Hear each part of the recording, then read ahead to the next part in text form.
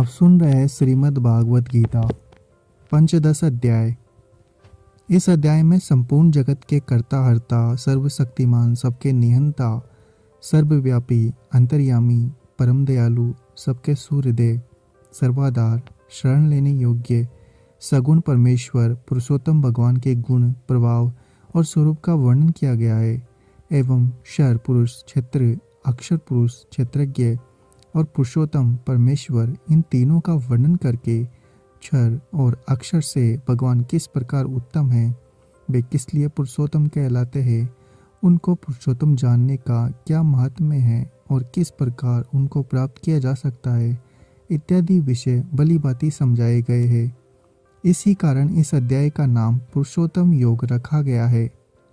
अब उस सगुण परमेश्वर पुरुषोत्तम भगवान के गुण, प्रभाव और स्वरूप का एवं गुणों से अतीत होने में प्रदान साधन वैराग्य और भगवत शरणागति का वर्णन करने के लिए 15वें अध्याय का आरंभ किया जाता है।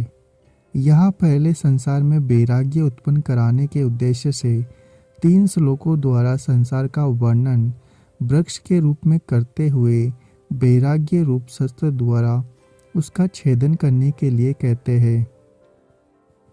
श्री भगवान बोले, आदि पुरुष परमेश्वर रूप मूल वाले और ब्रह्मा रूप मुख्य शाखा वाले जिस संसार पीपल के वृक्ष को अविनाशी कहते हैं तथा वेद जिसके पत्ते कहे गए हैं, उस संसार रूप वृक्ष को जो पुरुष मूल सहित तत्व से जानता है, वह वेद के तात्पर्य को जानने वाला है।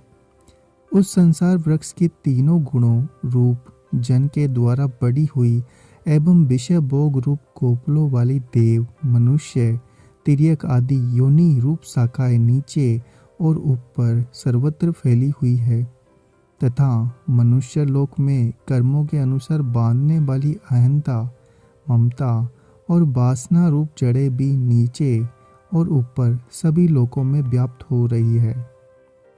इस संसार वृक्ष का स्वरूप जैसा कहा है वैसा यह विचार काल में नहीं पाया जाता, क्योंकि ना तो इसका आदि है, ना अंत है तथा ना इसकी अच्छी प्रकार से स्थिति ही है। इसलिए इस अहंता, ममता और वासना रूप अति दृढ़ मूलों वाले संसार रूप पीपल के वृक्ष को दृढ़ वैराग्य रूप शस्त्र द्वारा काट कर उसके पश्चात उस परम पद रूप परमेश्वर को भली भांति खोजना चाहिए, जिसमें गए हुए पुरुष फिर लौटकर संसार में नहीं आते। जिस परमेश्वर से इस पुरातन संसार वृक्ष की प्रवृत्ति विस्तार को प्राप्त हुई है, उसी आदि पुरुष नारायण के मैं शरण हूँ। इस प्रकार दृढ़ निश्चय करके उस परमेश्वर का मनन और निधि ध्यान करना चाहिए। अब उपयुक्त प्रकार से आदि पुरुष परम पद स्वरूप परमेश्वर की शरण होकर उसको प्राप्त हो जाने वाले पुरुषों के लक्षण बताए गए हैं। जिनका मान और मोह नष्ट हो गया है, जिन्होंने आसक्ति रूप दोष को जीत लिया है, जिनकी परमात्मा के स्वरूप में नित्य स्थिति है और जिनकी कामनाएं पूर्ण रूप से नष्ट हो गई है, वे सुख दुख नामक द्वंद्वों से विमुक्त ज्ञानी जन उस अविनाशी परम पद को प्राप्त होते हैं। उपयुक्त लक्षणों वाले पुरुष जिसे प्राप्त करते हैं, वह अविनाशी पद कैसा है, ऐसी जिज्ञासा होने पर उस परमेश्वर के स्वरूप भूत परम पद की महिमा कहते हैं। जिस परम पद को प्राप्त होकर मनुष्य लौटकर संसार में नहीं आते, उस स्वयं प्रकाश परम पद को न सूर्य प्रकाशित कर सकता है, न चंद्रमा और न अग्नि ही वही मेरा परम धाम है।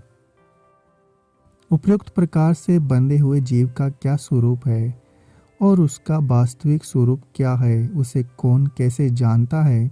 अतः इन सब बातों का स्पष्टीकरण करने के लिए पहले जीव का स्वरूप बताते हैं। इस देह में यह सनातन जीवात्मा मेरा ही अंश है, वही इन प्रकृति में स्थित मन और 5 इंद्रियों को आकर्षण करता है। यह जीवात्मा मन सहित 6 इंद्रियों को किस समय और किस प्रकार और किस लिए आकर्षित करता है तथा वे मन सहित 6 इंद्रियां कौन कौन सी है, ऐसी जिज्ञासा होने पर अब 2 श्लोकों में इसका उत्तर दिया जाता है।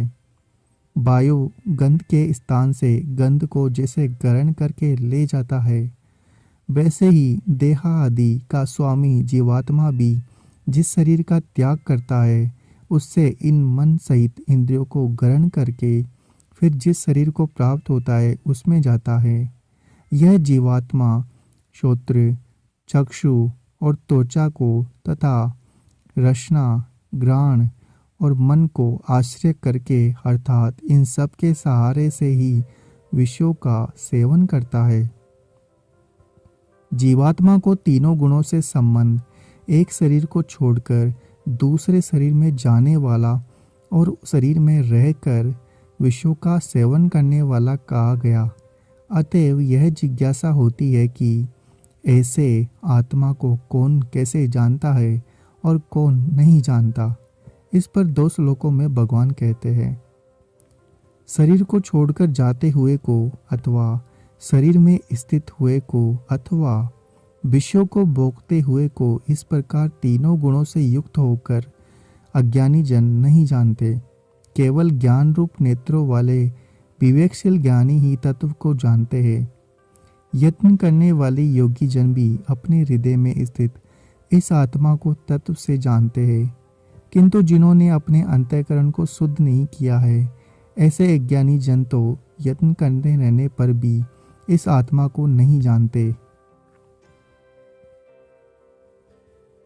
अगर आपको हमारा यह प्रयास अच्छा लग रहा है तो चैनल को सब्सक्राइब कीजिए, वीडियो को लाइक और शेयर करना ना भूलें।